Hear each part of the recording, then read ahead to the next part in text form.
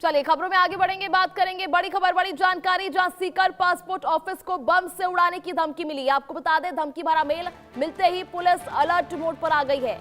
बम निरोधक दस्ता मौके पर पहुंचा है। सुरक्षा के चलते ऑफिस खाली भी कराया गया।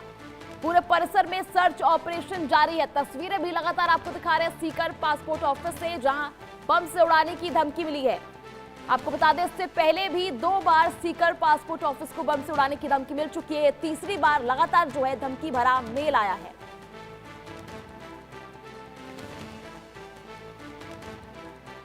चलिए, ज्यादा जानकारी के लिए हमारे सहयोगी मोहम्मद रजाउल्लाह इस वक्त हमारे साथ लाइव जुड़ चुके हैं। रजाउल्लाह, क्या कुछ जानकारी है? लगातार जो है धमकियों भरा मेल का जो सिलसिला है जारी है, किस तरह से देखा जा रहा है, क्या कुछ कार्रवाई? अर्पिता, देखिए, सीकर के साथ साथ पूरे राजस्थान के कई पासपोर्ट कार्यालय को आज बम से उड़ाने की धमकी मिली है। दोपहर को 12 बजे के करीब जो ईमेल है वो यहाँ पर प्रदेश के पासपोर्ट कार्यालय को मिला था, जिसके बाद कंट्रोल रूम को सूचना दी गई और तमाम थानों का जाब्ता, एटीएस जाब्ता, बम स्क्वाड, डॉग स्क्वाड सहित जो अन्य टीमें हैं वो मौके पर पहुंची, सर्च चलाया गया। हालांकि कोई संवेदनशील चीज है वो यहाँ पर नहीं मिली है। एक ही महीने में चौथी बार बम से उड़ाने की जो धमकी है वो यहाँ पर मिली है।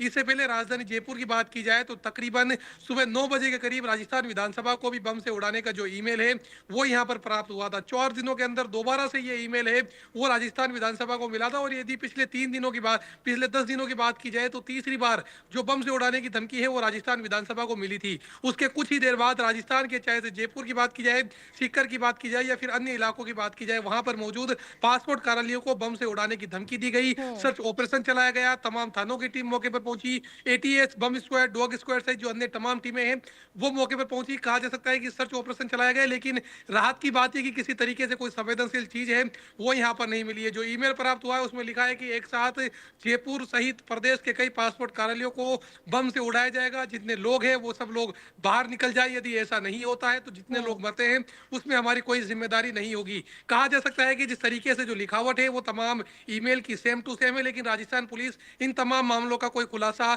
नहीं कर पा रही है। कहा जा सकता है कि पुलिस के पास वो तमाम संसाधन उपलब्ध नहीं है जिन संसाधनों की राजस्थान पुलिस को जरूरत है।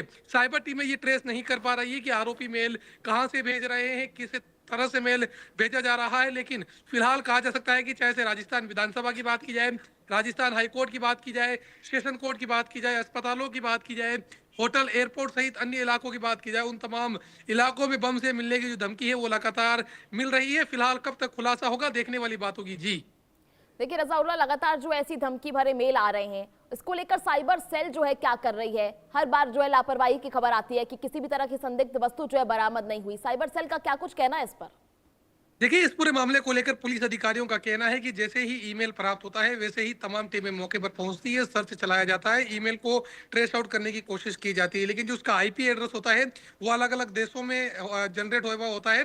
एक जगह जब कार्रवाई की जाती है तो वो वहां से चले जाते हैं। तो ऐसे में कहा जा सकता है कि जल्द से जल्द पुलिस को खुलासा करना होगा, बताना होगा कि राजस्थान पुलिस किसी से कम नहीं है। क्योंकि जिस तरीके से प्रदेश के कई इलाकों में बम से उड़ाने की जो धमकी मिलने का सिलसिला है वो लगातार जारी है। फिलहाल कहा जा सकता है कि जो पुलिस है उसको यहाँ पर जो साइबर टीमें हैं उसको बताना होगा कि हम बदमाशों से कम नहीं हैं। बदमाशों को बताना होगा कि हम आपके ठिकानों तक पहुंच सकते हैं। साइबर टीम और पुलिस को जल्द से जल्द पूरे मामले का खुलासा करने की काफी जरूरत है। जी चलिए ठीक है मोहम्मद रजाउल्लाह, बहुत बहुत शुक्रिया आपका हमारे साथ जुड़ने के लिए, तमाम जानकारी साझा करने के लिए।